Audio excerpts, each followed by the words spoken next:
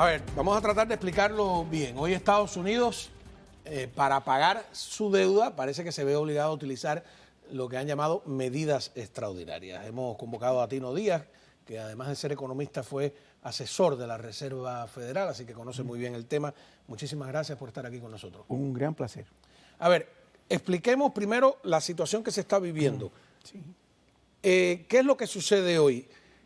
¿Se dejaría de pagar la deuda o el presupuesto se congela o son dos cosas distintas? Son dos cosas distintas. Una es el presupuesto, que el Congreso con el Senado lo pasa y pasa una ley. Y dice, vamos a gastarnos X cantidad de dinero. Ahora, ¿cómo lo vamos a pagar? Se endeudan para pagarlo. ¿Por qué? Porque no reciben suficientes ingresos a través de los impuestos para pagar toda esa actividad. Entonces, lo que falta, lo que es el déficit, ellos lo llegan a suplantar con la deuda nacional. Emiten bonos de los Estados Unidos y la mayoría de esos bonos, el 95% de esos bonos los compra el pueblo americano. El 5% lo compra el extranjero. Entonces, esos bonos son lo que dan esos fondos. Pero hay un límite de cuánto dinero se puede pedir prestado y ese límite es 31.700 billones de dólares y ese límite ya se llegó a él. Hay suficiente dinero dentro de la caja, ¿okay?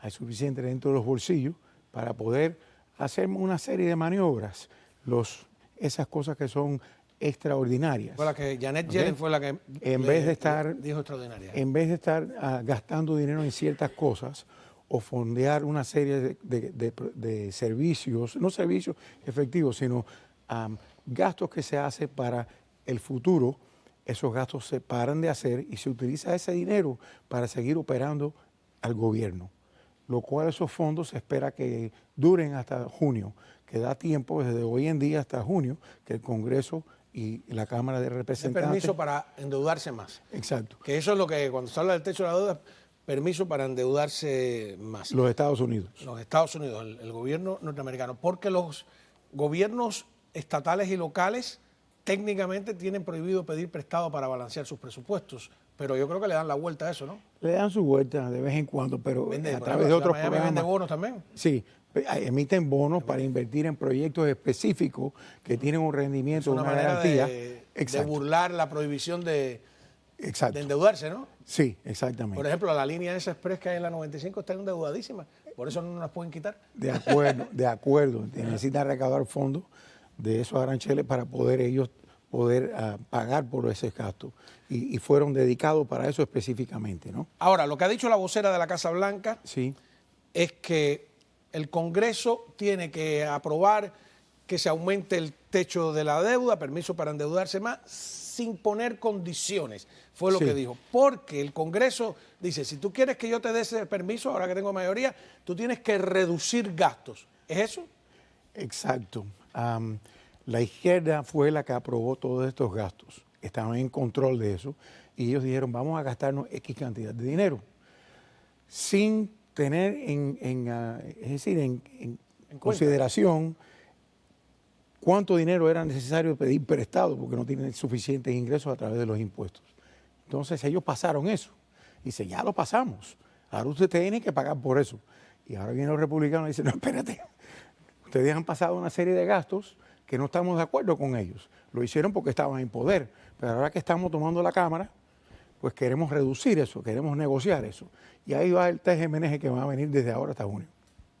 Pero al final no va a quedar más remedio. Al final lo pagan, olvídese, los Estados Unidos nunca ha dejado de pagar su deuda. Bueno, le costó, mira lo que pasó en Gran Bretaña, ¿no? Que se hizo lo correcto, es curioso, ¿no? Sí. Pero hacer lo correcto trajo como consecuencia que se entraba en gran deuda y el resto del mundo no le gustó. Porque llega un momento no se que dejaba de pagar la deuda británica. Entonces, ¿qué pasa? El banco te presta dinero y tú puedes utilizar la tarjeta de crédito hasta que llega un límite que dice, óyeme, esta gente no tiene suficiente dinero para repagarme, déjame cortarle los fondos. Y eso es lo que puede pasar a nivel mundial, a todos los países. Y el gobierno de Gran Bretaña cayó. Ahora, ¿a dónde vamos a parar? Porque si esto sigue y sigue y sigue y sigue... Yo decía eso hace 20 años. ¿Hace 20 años? Sí. porque nos estamos endeudando desde el año 1917, se está endeudando este país. Y desde el año 1960... ¿Antes del 17 no tenía deudas de Estados Unidos? No. ¿Ah, no? No, como gobierno no había, pero esto han habido, pero no en la forma que se utiliza hoy en día. Y desde el año 60 se ha aumentado el límite ese de préstamos, de cuánto se puede endeudar, 86 veces. Así que esto no es nada nuevo. Lo que pasa es que está la política. Sí, pero eso es malo, porque la gente dice, eso siempre pasa, no hay problema, ¿no? Pero... No, sí puede haber problemas, porque ya estamos llegando a un nivel, a nivel mundial, en todos estos países se han endeudado muchísimo. Entonces llega un momento en que ya hay dudas que países puedan repagar su deuda.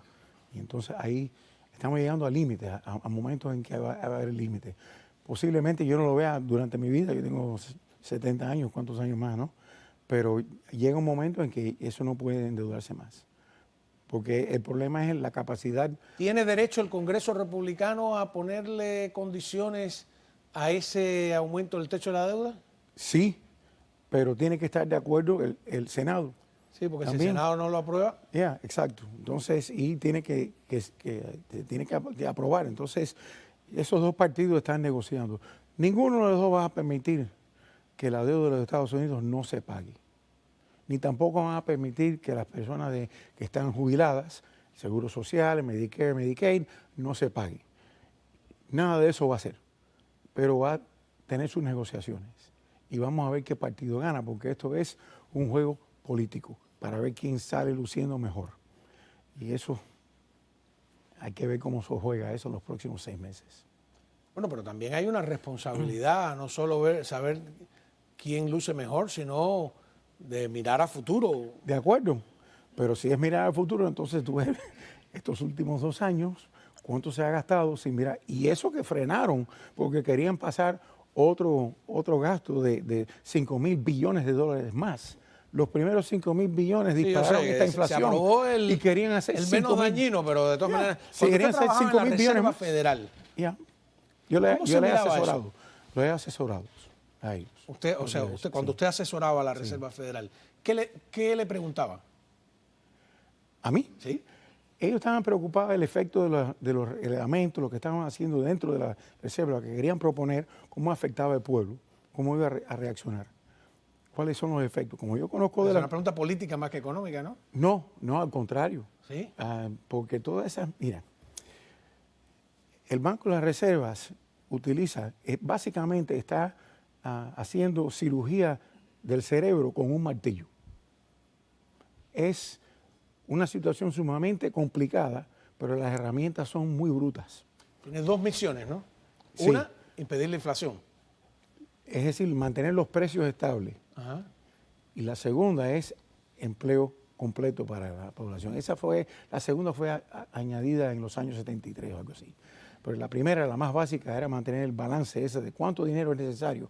No mucho dinero porque causa inflación, no muy poco dinero porque frena la economía, sino suficiente inyección de dinero para mantener la economía creciendo progresivamente y de una forma... Bueno, pues ahora no sé si están cumpliendo su deber, me disculpa. Cuando De acuerdo. tiene que regresar de un día y contarnos De acuerdo. La Reserva Federal por dentro, ¿no? Un poquito Sí, cómo con mucho funciona. gusto. Muchísimas gracias a Tino Díaz, economista, ex asesor de la Reserva Federal. ¿Cuándo